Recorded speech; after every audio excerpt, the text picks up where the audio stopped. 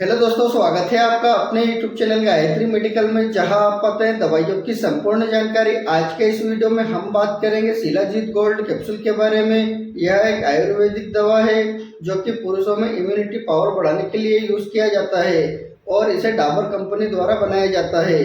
जानेंगे इस कैप्सूल में कौन कौन से कंपोजिशन मिलाए जाते हैं, इस कैप्सूल का यूज कौन कौन सी बीमारी को ठीक करने के लिए यूज किया जाता है, इस कैप्सूल का क्या डोज रहता है, इस कैप्सूल से कौन कौन से साइड इफेक्ट हो सकते हैं और इस कैप्सूल को लेते समय कौन कौन सी सावधानी रखनी होती है, इसे कौन कौन से व्यक्ति यूज नहीं कर सकते, ये सभी बातें जानेंगे इस वीडियो में। तो बने रहिए वीडियो के अंत तक, जिससे कि आपको इस कैप्सूल के बारे में पूरी जानकारी मिल सके। तो चलिए वीडियो की शुरुआत करते हैं।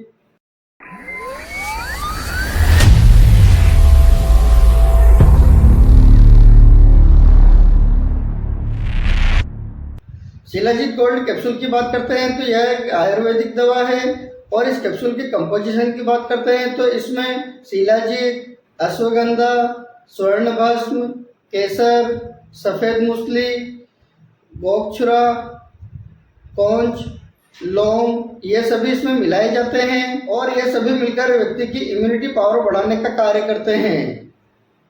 अब बात कर लेते हैं इस कैप्सूल का यूज किन किन कंडीशन में किया जाता है और इसको लेने पर कौन कौन से बेनिफिट मिलते हैं। जैसे यदि किसी व्यक्ति को क्रोनिक फटीग सिंड्रोम नाम की बीमारी हो जाती है तो इस बीमारी में व्यक्ति थका हुआ महसूस करता है, कमजोरी महसूस करता है, किसी भी काम में मन नहीं लगता है, तो इस प्रकार की समस्या को ठीक करने के लिए इस कैप्सूल का यूज किया जाता है। यदि किसी व्यक्ति को अल्जाइमर डिसीज नाम की बीमारी हो जाती है और यह एक प्रकार की मानसिक बीमारी है, इस बीमारी में व्यक्ति के दिमाग की नसें सिकुड़ जाती है, जिस कारण से व्यक्ति को डेमेंशिया, मेमोरी लॉस, इसके अलावा और भी कई अन्य प्रकार की समस्या होने लगती है और यह समस्या ज्यादातर 60 साल से ऊपर के व्यक्ति में देखी गई है। तो इस प्रकार की समस्या को दूर करने के लिए इस कैप्सूल का यूज किया जाता है। यदि किसी पुरुषों में स्पर्म काउंट यानी कि शुक्राणु की संख्या कम हो जाती है तो उसको बढ़ाने के लिए तथा उनको हेल्थी बनाने के लिए इस कैप्सूल का यूज किया जाता है। इसके अलावा इस कैप्सूल का यूज एंटी एजिंग फैक्टर से यानी कि बढ़ती हुई उम्र को कम करने के लिए तथा इम्यूनिटी पावर बढ़ाने के लिए इस कैप्सूल का यूज किया जाता है। यदि किसी व्यक्ति को लिबिडो यानी कि काम इच्छा की कमी हो गई हो और यह बहुत ही आम समस्या है और यह समस्या ज्यादातर बढ़ती हुई उम्र में होती है, तो इस प्रकार की कंडीशन को ठीक करने के लिए भी इस कैप्सूल का यूज किया जाता है और उस समय इस कैप्सूल का बहुत अच्छा रिजल्ट मिलता है। यदि किसी व्यक्ति को इम्पोर्टेंस यानी कि नामर्दी की समस्या हो जाती है तो उस कंडीशन में भी इस कैप्सूल का यूज किया जाता है और इस कैप्सूल का बहुत अच्छा रिजल्ट मिलता है। यही नहीं, यदि किसी व्यक्ति को आर्थराइटिस की समस्या है, जॉइंट पेन की समस्या है, मसल्स पेन की समस्या है, बॉडी पेन की समस्या है, तो इस प्रकार की कंडीशन को भी ठीक करने के लिए इस कैप्सूल का यूज किया जाता है। यदि किसी व्यक्ति को एनीमिया यानी कि खून की कमी हो जाती है तो उस कंडीशन में भी इस कैप्सूल का यूज किया जाता है और उस समय भी इसका बहुत अच्छा रिजल्ट मिलता है। ओवरऑल इस कैप्सूल के बहुत सारे हेल्थ बेनिफिट है जो कि पुरुषों तक ही सीमित नहीं है। जैसे कि हम लोगों के अंदर एक धारणा बनी हुई है कि इस कैप्सूल का यूज सिर्फ सेक्सुअल पावर को बढ़ाने के लिए ही किया जाता है। ऐसा नहीं है, इसके अलावा भी बहुत सारे हेल्थ बेनिफिट है जो शिलाजीत कैप्सूल को लेने पर मिलते हैं और इस कैप्सूल का यूज सिर्फ पुरुष ही नहीं बल्कि महिला भी यूज कर सकती है, क्योंकि महिलाओं में भी जैसे हाथ पैर दर्द होना, इम्यूनिटी पावर कम होना, खून की कमी होना, इस प्रकार की समस्या रहती है तो उनमें भी इस कैप्सूल का यूज किया जा सकता है।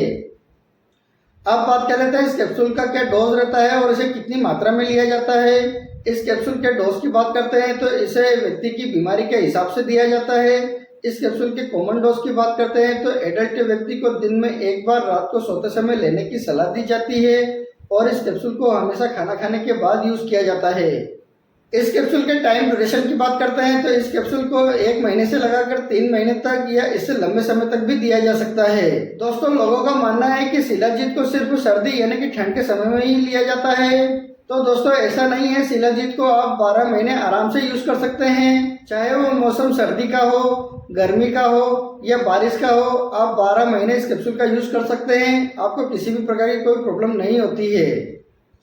अब बात कर लेते हैं इस कैप्सूल को लेने पर कौन कौन से साइड इफेक्ट हो सकते हैं।